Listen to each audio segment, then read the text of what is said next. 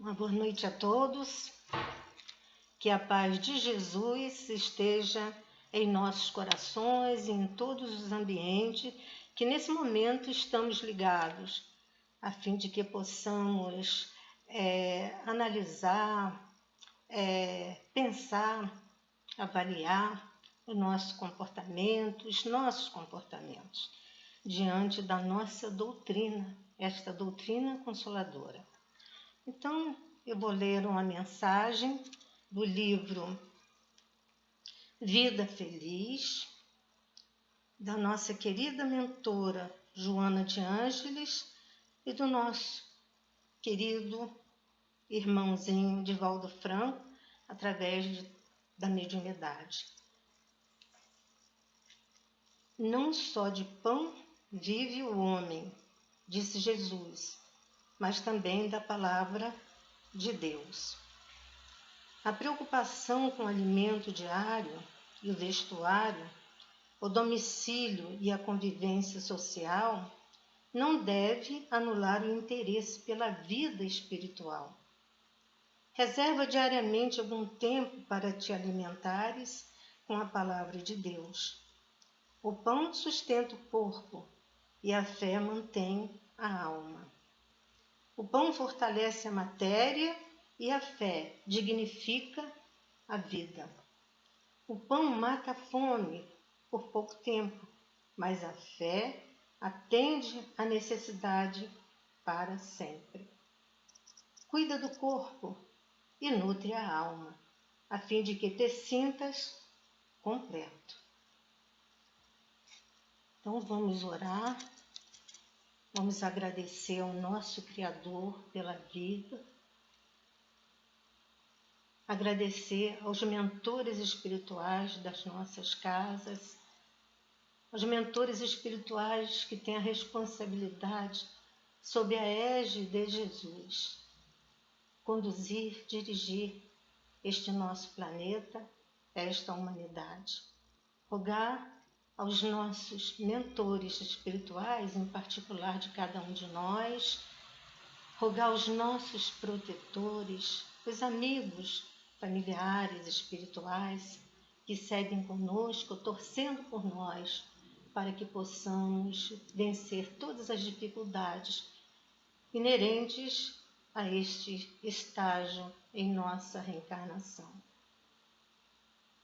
Que a paz de Jesus, a luz da Mãe Santíssima, nos envolva, que Deus nos abençoe, que assim seja.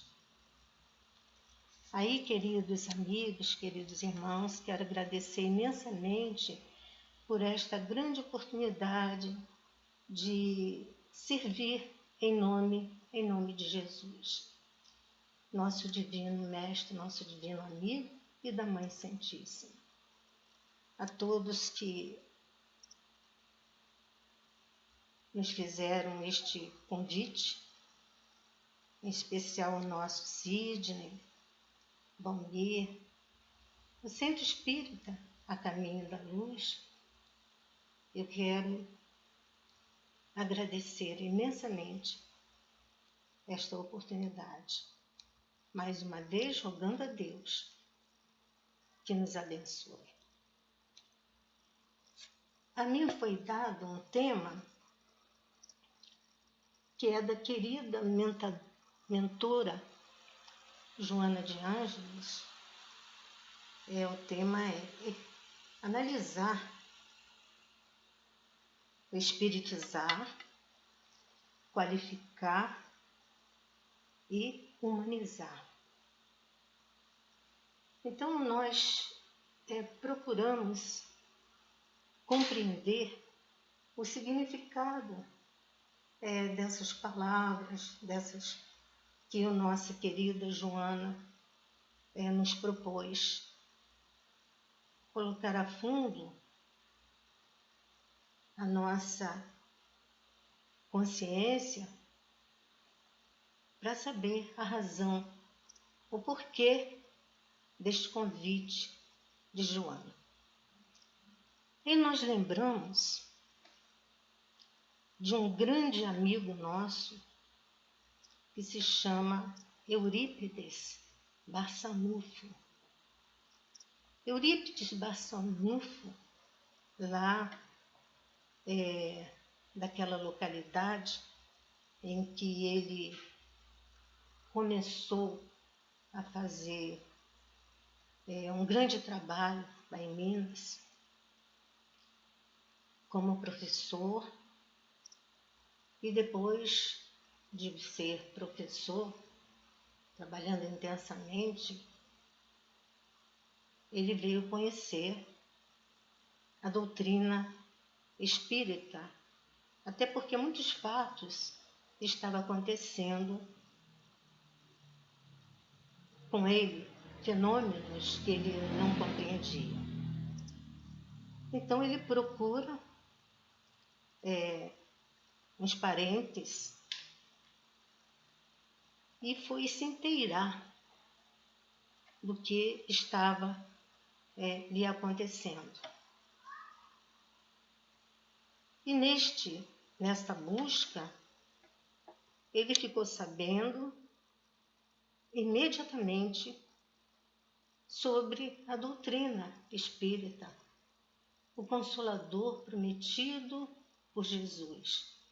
Até aquele instante, Eurípides, lá em Sacramento, ele frequentava a igreja católica, e tinha toda assim uma fé muito intensa sobre tudo que acontecia. Ou seja, ele começou já desde cedo a amar Jesus, a amar Maria, a Santíssima, dentro daquele regime religioso no qual ele pertencia.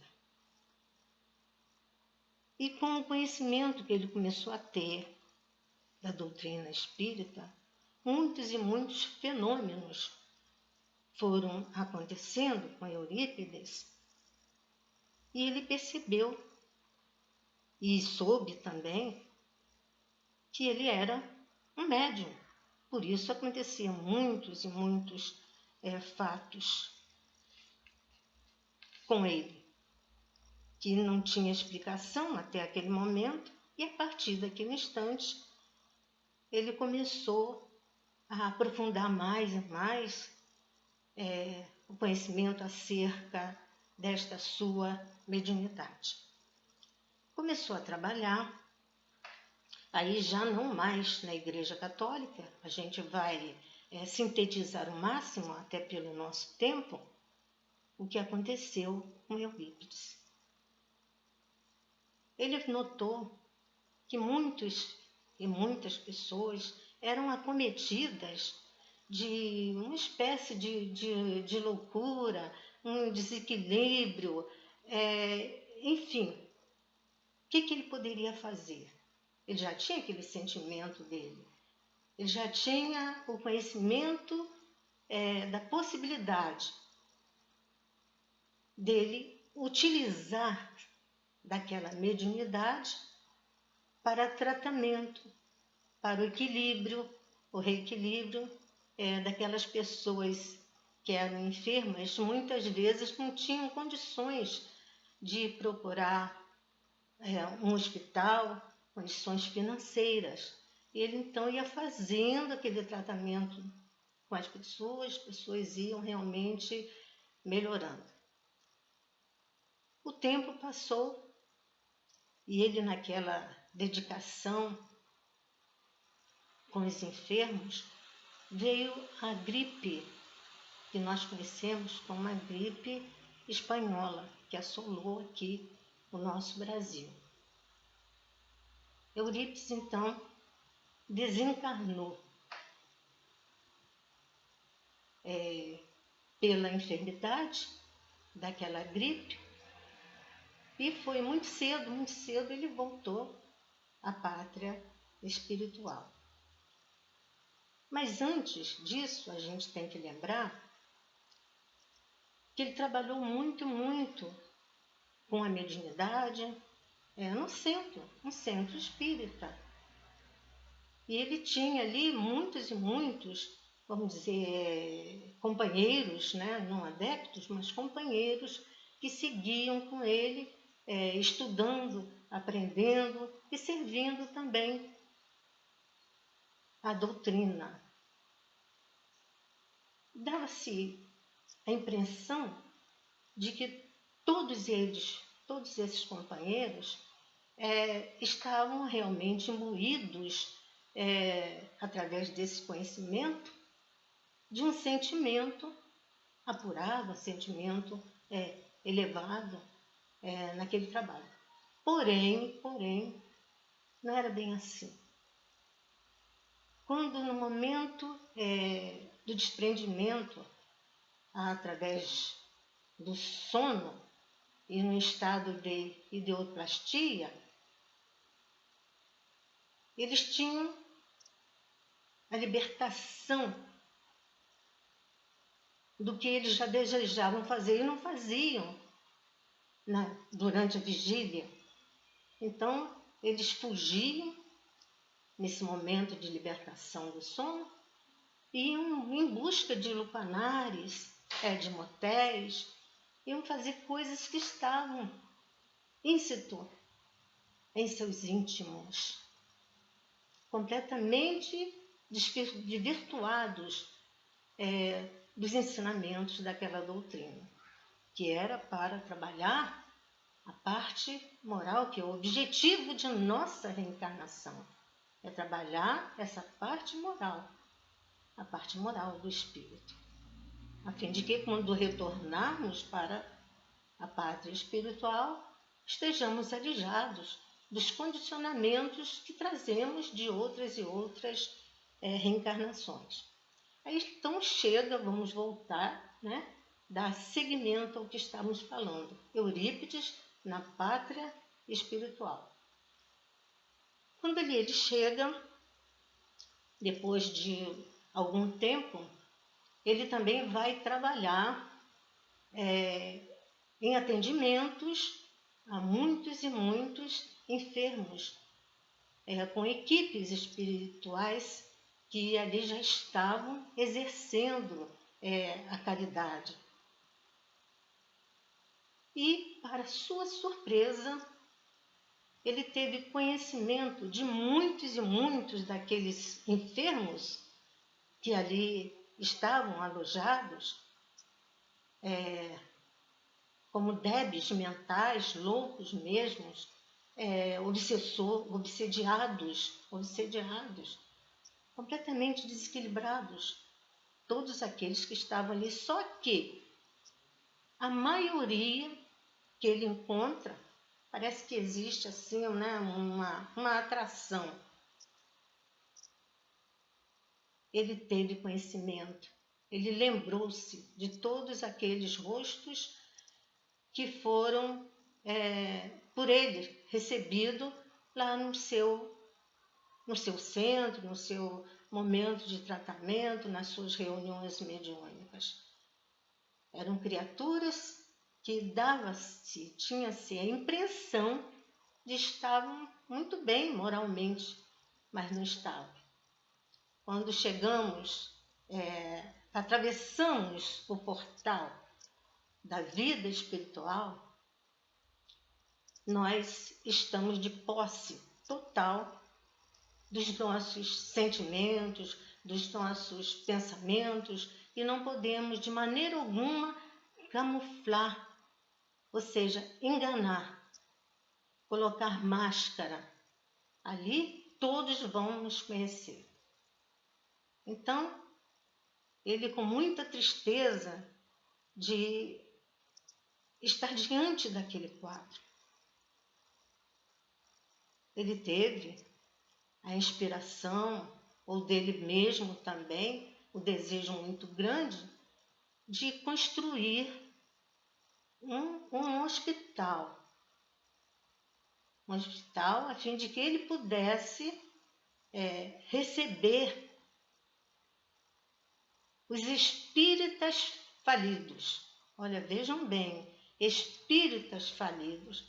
É quase que inacreditável, né? Mas isso existe muito mais do que podemos imaginar. Ele então solicita a um companheiro já muito adiantado,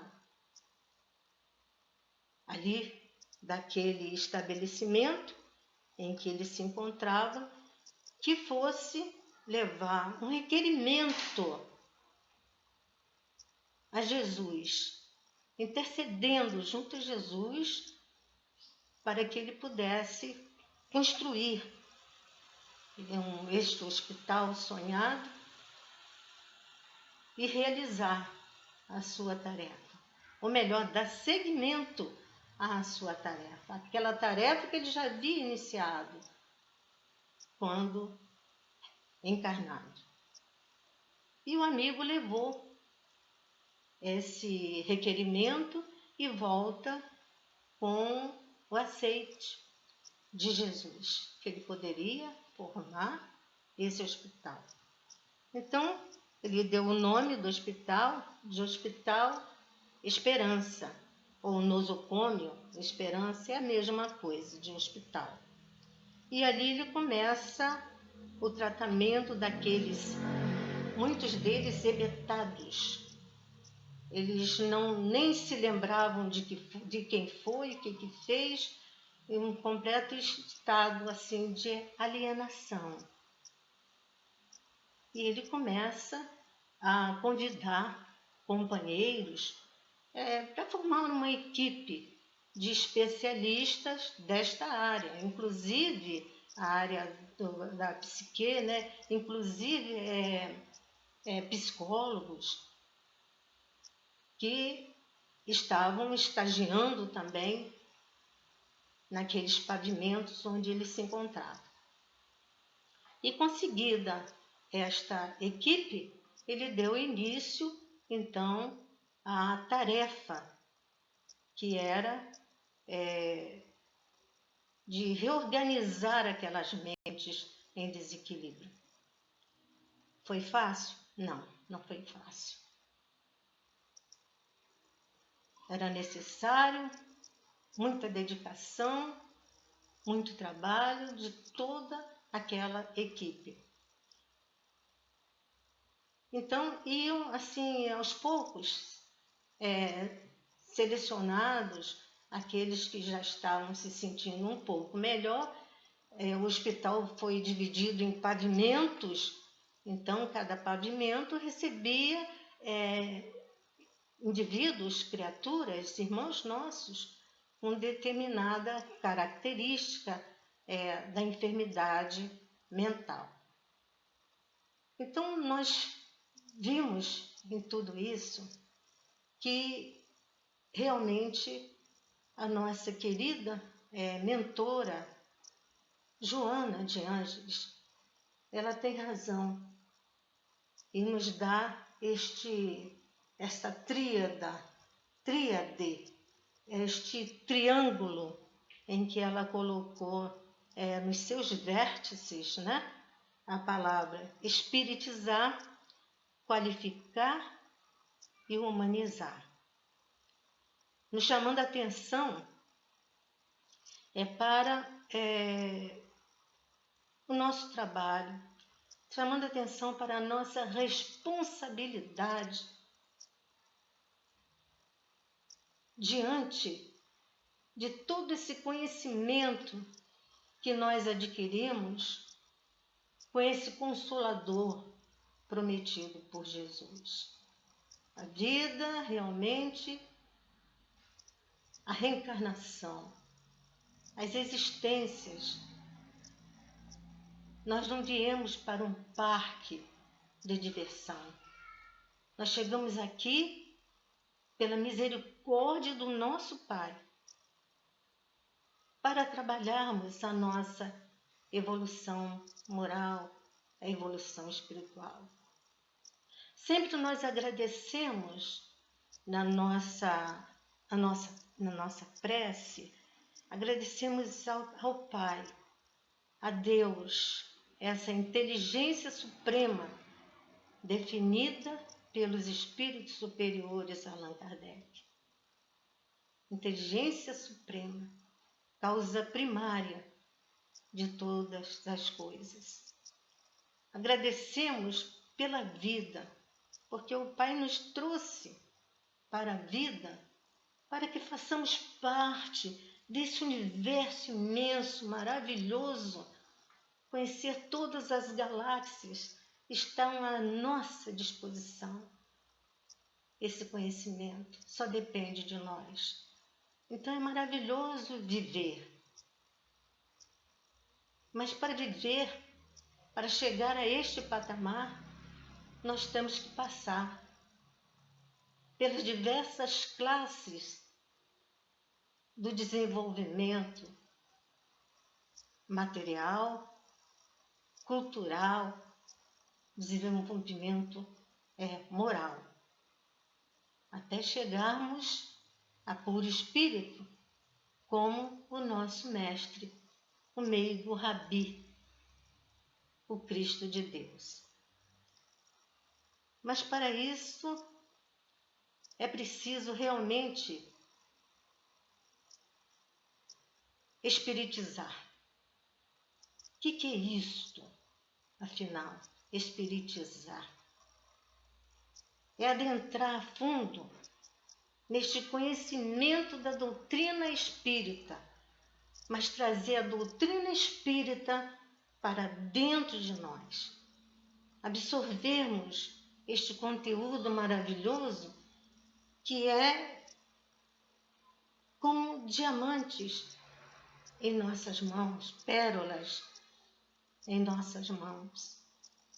Esse código sublime que é essa bússola maravilhosa que é o Evangelho.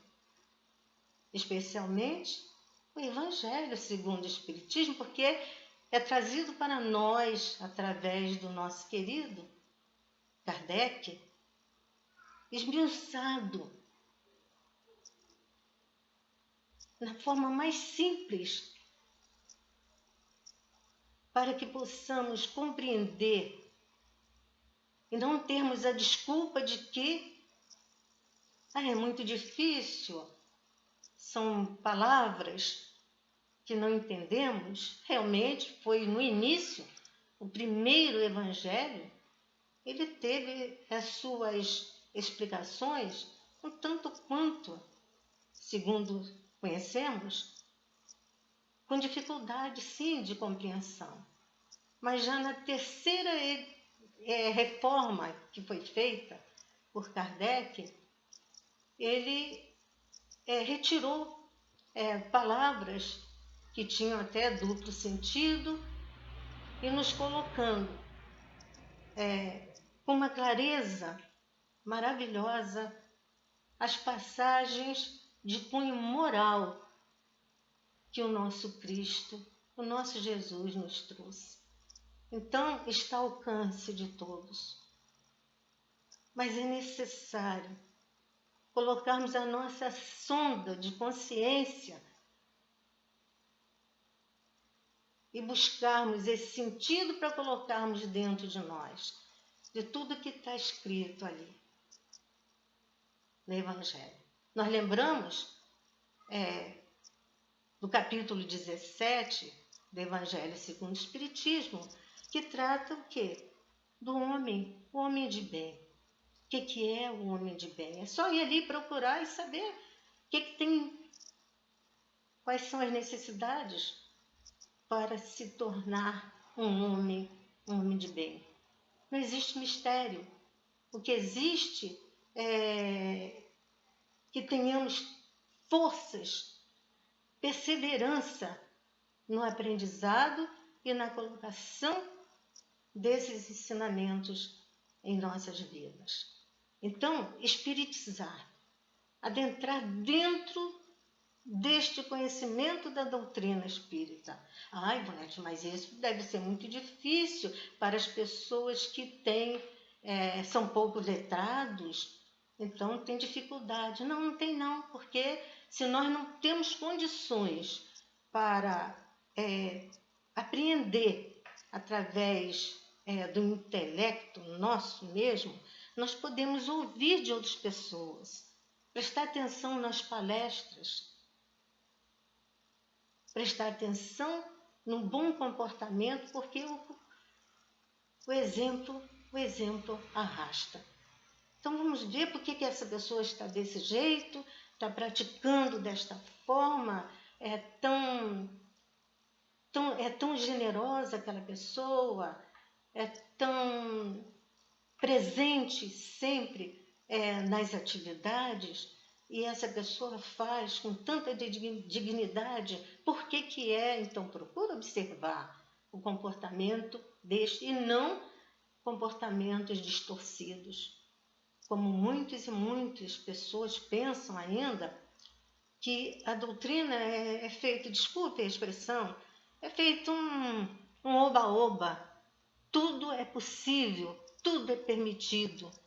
Mas aí nós lembramos de que as palavras do nosso querido Paulo, tudo nos é permitido, mas nem tudo nos convém.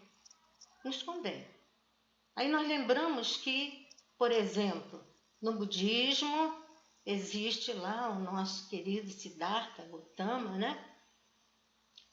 Na religião, os seus, né, postulados, na religião católica também, com os seus mandamentos, e as pessoas procuram, pelo menos, está tudo ali, que tem que procurar seguir.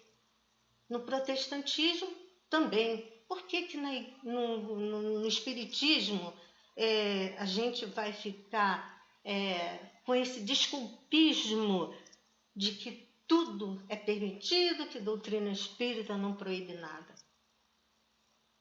Novamente, a gente lembra Paulo com a sua frase. Então não é bem assim, não. A gente tem que lembrar, por exemplo, um exemplo muito simples, a gente quer dar para os nossos irmãos lembrarem-se sobre vestimentas. Ah, mas vai ser proibido uma vestimenta assim, assado, na casa espírita? É o bom senso, meus irmãos. É o bom senso, porque nós acabamos de ver os enfermos do Hospital Esperança, onde Eurípides Barçanufo vai ali com toda a sua dedicação fazer o trabalho de renovação das mentes.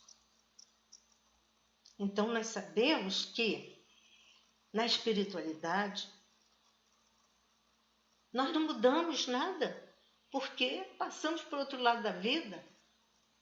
As criaturas são o que são as mesmas.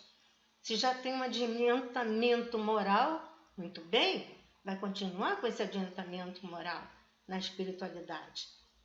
Mas se ainda a criatura estiver ligada muito às frivolidades, à sensualidade, por exemplo, aqui na Terra, às vezes camuflada até com esse verniz, que é uma máscara, né, que a gente coloca para que ninguém saiba, entre aspas, quem somos, na espiritualidade continuamos da mesma forma.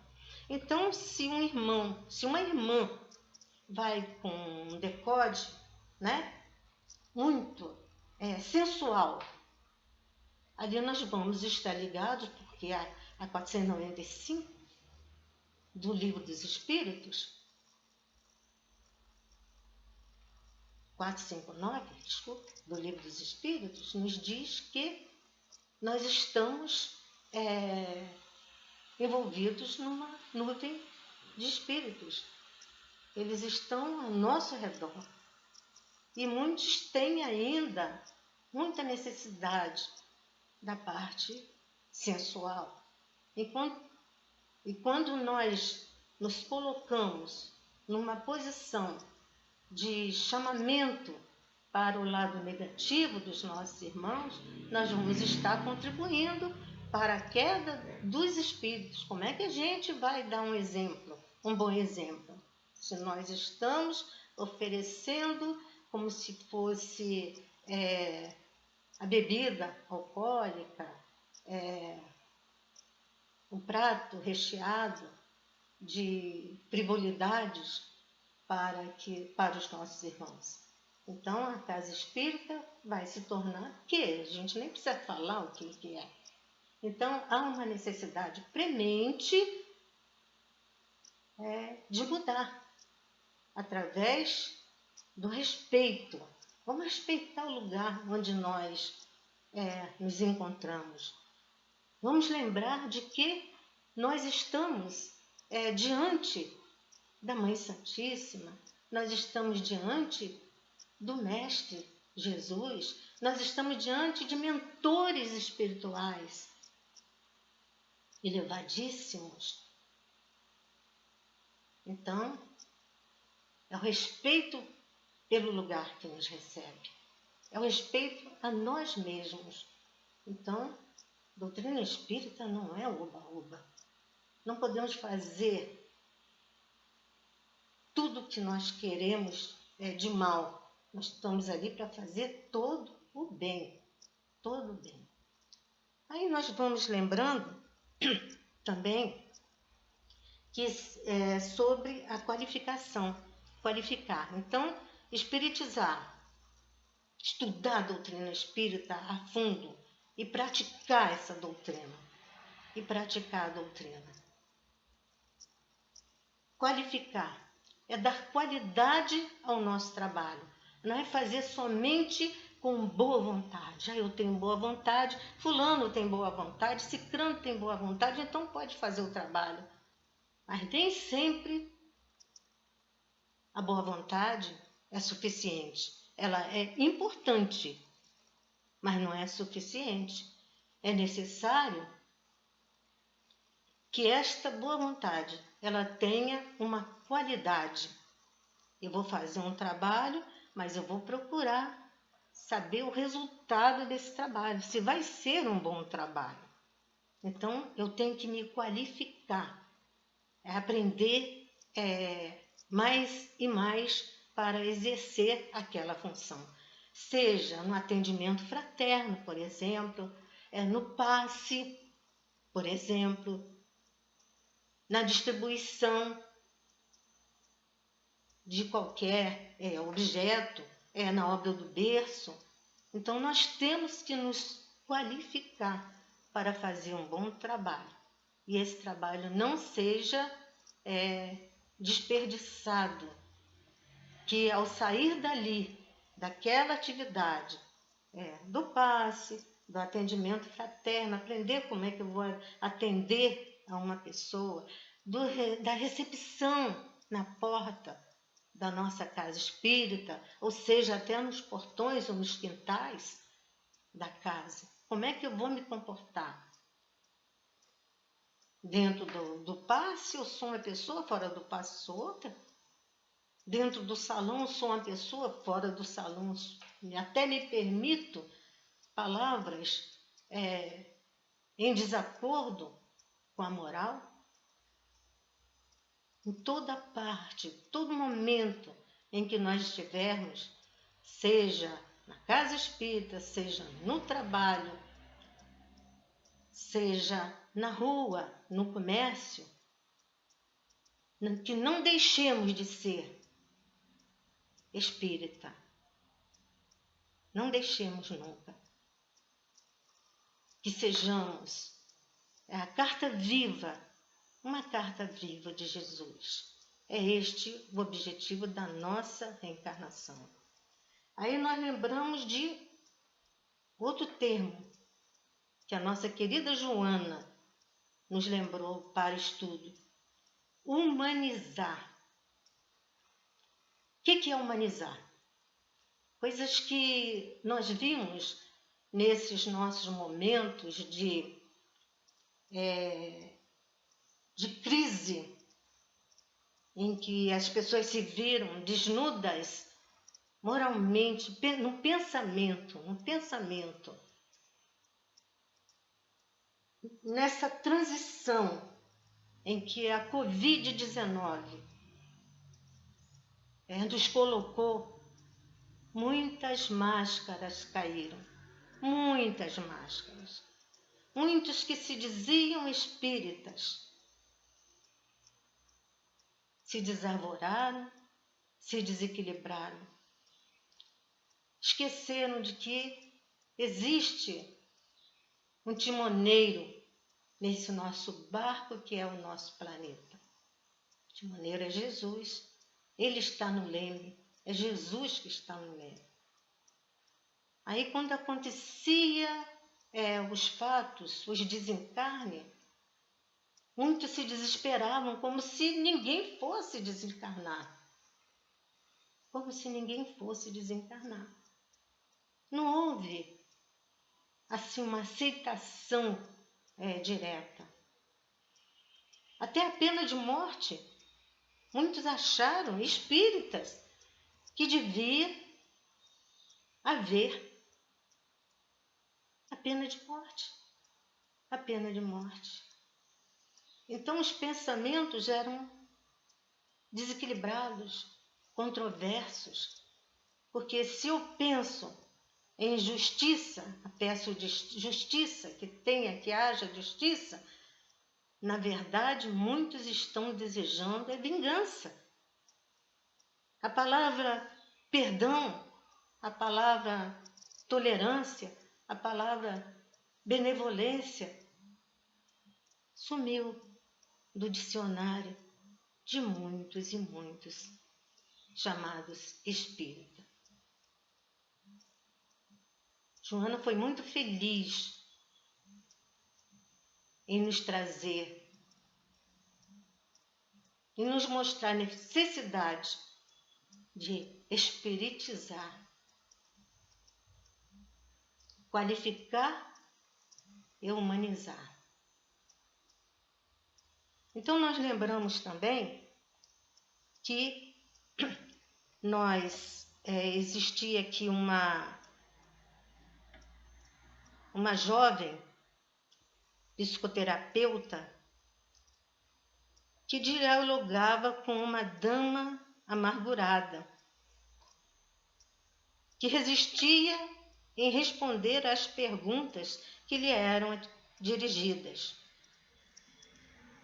Sem qualquer enfado, cansaço ou irritação, a psicóloga narrou-lhe pequena história que lhe atraiu a atenção. Contou com simplicidade que a existência terrena pode ser comparada a alguém que possui um tesouro valioso e sai em busca de outro perfeitamente dispensável, mas que acredita ser o único que lhe trará a felicidade, tombando depois em frustração e desespero. E para ilustrar essa psicóloga, psicoterapeuta, referiu-se a uma antiga lenda oriental, na qual uma jovem senhora, caminhando com o filhinho nos braços, passou por uma estranha gruta, de onde uma voz agradável e sedutora chamou-a nominalmente, convidando-a a entrar e apropriar-se dos tesouros ali existentes. Tesouros belos, eram pedrarias, eram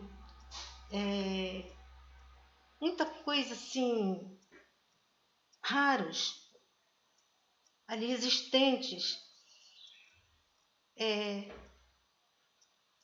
coisas que ela nunca tinha visto, aquelas pedras preciosas, esmeralda, alabastros, jarros preciosíssimos, colares, e ela ficou deslumbrada com aquilo tudo. Mas a voz dizia: tudo isto poderá ser seu. Você pode entrar e pegar tudo o que quiser, mas não se esqueça, quando saíres na porta, a porta se fechará.